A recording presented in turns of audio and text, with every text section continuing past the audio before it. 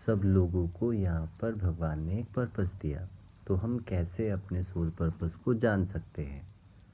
और ये भी जानना है कि अर्थ तो कितने ईयर्स पुरानी है, उस टाइम से लोग स्पिरिचुअलिटी में हैं, तो इतनी निगेटिविटी क्यों है, और हम इस निगेटिविटी से कैसे खुद को प्रोटेक्ट कर सकते हैं। थैंक यू यूनिवर्स, आंसर देने की कोशिश करिएगा। धन्यवाद। तो यह एक इच्छुक का प्रश्न है जिसके ऊपर हम थोड़ा डिस्कशन करते हैं। तो सर्वप्रथम इन्होंने लिखा है कि सबको यहाँ पर भगवान ने पर्पस दिया। तो भगवान के बारे में कभी और विवेचन करेंगे कि इन शब्दों का क्या उपयोग है। भगवान, ईश्वर, विधाता, यह क्या सब एक ही होते हैं, या क्या इनका प्लेसमेंट है in this existential reality. Now let's just focus कि भगवान को हम एक ब्रॉडर पर्सपेक्टिव से समझते हैं। तो भगवान,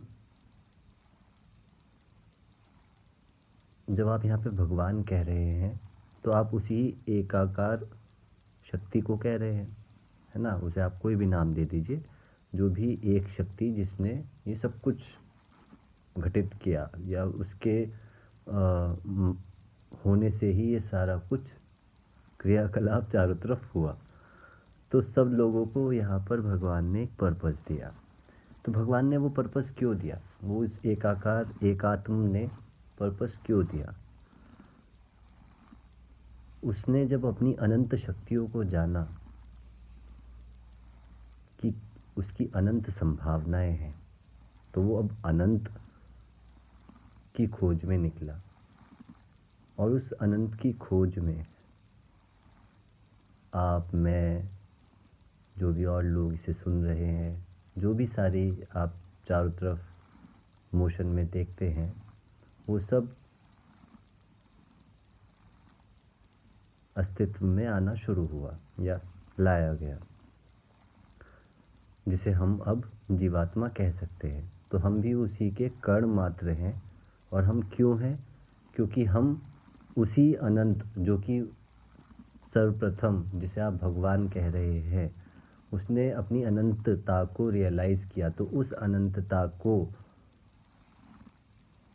समझने के लिए, हालांकि अनंत तो समझा ही नहीं जा सकता ना, उसका कोई छोर है नहीं, फिर भी एक प्रयास किया गया, और अभी भी प्रयास चल रहा है और वो चलता ही रहेगा।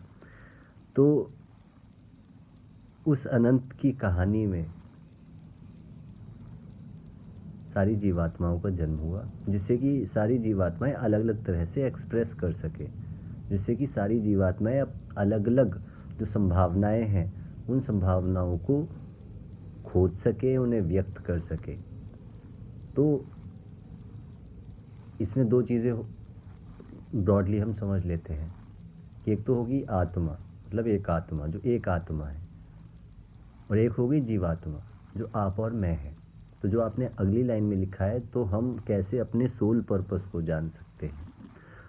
तो कैसे हम उसका जो एक्चुअल सोल है, जो पूरी यूनिवर्सल सोल है, उसका तो माध्यम मैंने बता दिया, उसका तो पर्पस बता दिया। उसका पर्पस क्या है कि वो अपनी इटर्निटी को समझने की या उसे व्यक्त करने की का प्रयास कर रहा है, और वो निरंतर करता ही रहेगा, बिकॉज अनंत का कोई छोर नहीं हो सकता। तो अब जीवात्मा का पर्पस क्या है। तो जीवात्मा का हाईएस्ट पर्पस जो है, वो वापस से उसी एक आत्मा में मिलना है जिसे लोग योग कहते हैं। अब योग की डेफिनेशन आज बहुत ही शैलो हो गई है, बट योग जो होता है कि जो हम जीवात्मा से आत्मा की जो दोबारा से यात्रा है, जो हमने आत्मा से जीवात्मा की यात्रा करी, अब हमें जीवात्मा से आत्मा की यात्रा करनी है। अब हम पृथक महसूस करने लगे हैं अपने आप को, जबकि हम पृथक नहीं हैं। तो उस पृथकता को मिटाना, उस सेपरेशन को मिटाना ही हमारा हाईएस्ट पर्पस है। अब ये सारी कहानी में एक जीवात्मा बड़ी सारे पहलुओं को छूती है, और एक बिल्कुल यूनिक पर्सपेक्टिव से, because nature doesn't repeat itself, although it may look that everything is being repeated, but everything is being repeated in a different permutation and combination, so to say. Okay, so yeah, तो जीवात्मा का जो purpose है, highest purpose is to again amalgamate, और is to again be added to this universal reality after phase of subtraction or separation. Okay, yes.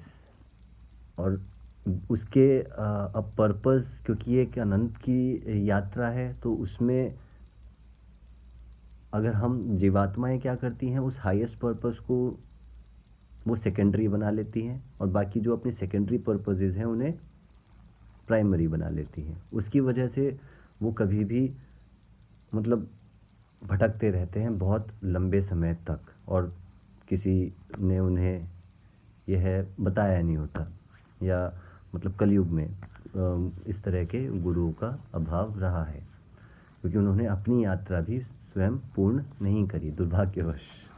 Yes. तो आगे क्या कह रहे हैं कि अर्थ तो कितने ईयर्स पुरानी है, उस टाइम से लोग स्पिरिचुअलिटी में हैं, तो इतनी नेगेटिविटी क्यों है। तो अब इससे समझने के लिए हमने पहले भी इस पर चर्चा करी है, अभी जो हम जिस रियलिटी में हैं, दिस इज़ डुअल रियलिटी, द्वैत। यहाँ पे दिन होगा तो रात भी होगी, यहाँ पे पतझड़ होगा तो स्प्रिंग भी आएगा, यहाँ पे सीजन्स भी बदल जाएंगे, यहाँ पे हेड होगा तो टेल भी होगा।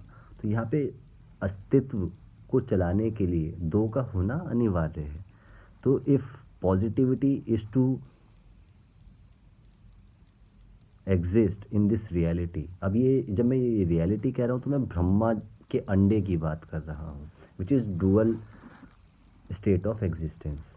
Beyond it lies A duality और a dual or a non-dual state of existence where there is no separation.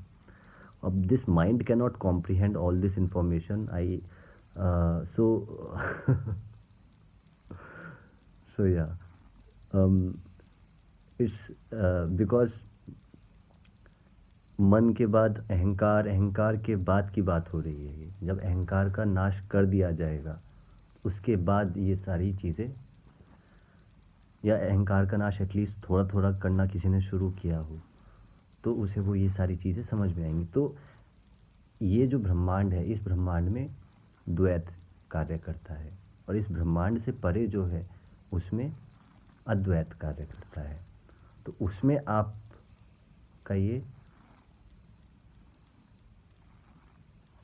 जो विचार है, तो इतनी नेगेटिविटी क्यों है। तो यहाँ पे अब ये हो सकता है कि काल काल के अनुसार हो नहीं सकता, होता ही है कि काल काल के अनुसार। अब क्या है, उसी भगवान के, जो आप भगवान कह रहे हैं, जो एक आत्मा है, उसके दो पुत्र हैं, एक पॉजिटिविटी है और एक नेगेटिविटी है, एक सकारात्मकता है, एक नकारात्मकता है, एक सुर है, एक असुर है, उसके दो पहलू हैं। तो उनमें दोनों में बंटवारा, क्योंकि जो वो भगवान है वो न्यायाधीश है, वो न्याय करता है। वो ऐसे नहीं करता है कि पॉजिटिव को ज़्यादा टाइम दे दिया जब उसने ऐसा कुछ सिस्टम बनाया है। तो उस बैलेंस को स्थापित करने के लिए अलग अलग काल खंड में कभी पॉजिटिविटी ज़्यादा हो तो उनके अलग अलग परमुटेशन कॉम्बिनेशन कह दिए जाते हैं, जिसे हम युग, हमारे पूर्वजों ने उसे युग युग की परिभाषा दी। जैसे कि अगर 100% पॉजिटिविटी होगी तो गोल्डन एज हो जाएगी, अगर 75% पॉजिटिविटी होगी तो वो त्रेता युग हो जाएगा, एंड सो फोर्थ। तो अभी हम जो है 25% पॉजिटिविटी में इस समय अपने पूर्वजों के अनुसार जी रहे हैं। तो इसलिए आप के मन में ऐसे विचार आ रहे हैं कि हाँ, हमने बहुत समय से वो स्पिरिचुअलिटी करी है, लेकिन इस रियलिटी में because we are living in a time bound cycle, यहाँ पे काल कार्य करता है, तो सब कुछ काल चक्र के अनुसार हो रहा है। वो पहिया घूमता है, और जैसे वो पहिया घूमता रहता है तो उसके अपने नियम हैं, और उस नियम में वो अपने बैलेंस को स्थापित करता है, और अपने बिना किसी पार्शियलिटी के। ठीक है, तो और हम इस नेगेटिविटी से कैसे खुद को प्रोटेक्ट कर सकते हैं। देखिए, इसे प्रोटेक्ट करने के रास्ते तो बड़े सारे हो सकते हैं, वो डिपेंड करेगा कि कौन कितनी आध्यात्मिक चेतना में अभी यात्रा कर रहा है। तो हाई स्टेट में तो वो लक्ष्मण रेखा भी खींची जा सकती है ना। जैसे वो हाई स्टेट है, उन्होंने एक लाइन खींच दी और वो लाइन ऑफ पॉजिटिविटी और नेगेटिविटी बन गई कि उसके पार नहीं कोई जा सकता, हो जाएगा तो वो भस्म हो जाएगा। तो ऐसे ही आप अपने चारों तरफ भी एक गोला बना सकते हैं, एक लक्ष्मण रेखा खींच सकते हैं, लेकिन वो क्या होगा एक हायर स्टेट में, जब आपकी इंटेंशंस अच्छी होंगी, जब आप प्योरिटी में काफ़ी हद तक पहुंच गए होंगे या पूरे ही पहुंच गए होंगे। प्योरिटी का मतलब mental purity, physical purity. Physical purity may not be that important because in comparison to the mental purity or the purity of the ego, etc., because ego is also trigunatmak. Anyways, we'll go into that any time else, any some other time. I mean, so negativity को कैसे खुद को protect कर सकते हैं? By asking for help. अब वो help जब हम, क्या होता है कि हमारा अहंकार इतना ज़्यादा होता है तो हम हेल्प भी नहीं मांगते, और हेल्प मांगते हैं तो हम अपने अहंकार के साथ मांगते हैं। तो अगर आप उस अहंकार, उस भाव से अगर आप यूनिवर्स से हेल्प मांगेंगे तो वो आपको 100%, जैसे आपने प्रहलाद की कहानी में, तो प्रहलाद या ध्रुव जो ये छोटे छोटे बालक थे, अब इनसे लड़ने के लिए भी देवता या जो ऊपर के लोक वाले हैं वो तत्पर होंगे, या जो नीचे के लोक वाले हैं वो उसे रोकने की कोशिश करेंगे। लेकिन उन्हें फिर सब, क्योंकि उनका भाव, उनका इंटेंशन जो थी, उनकी भावना जो थी वो बहुत ही श्रेष्ठ थी, तो इसलिए सप्तऋषियों ने उन्हें स्वयं प्रोटेक्ट किया। तो ये तो मैं हायर लेवल ऑफ प्रोटेक्शन की बात कर रहा हूँ। लोअर लेवल ऑफ प्रोटेक्शन में क्या हो सकता है? लोअर लेवल ऑफ प्रोटेक्शन में जैसे कि आप भजन कीर्तन करें, आप मंदिरों में जाएं, अगर जाते हैं तो जहाँ पे भी आपकी आस्था है वहाँ जाएं, आप नेचर में घूमें, नेचर से कनेक्ट करें। Nature is the best healer and the best protector, तो it will find ways to protect you by itself.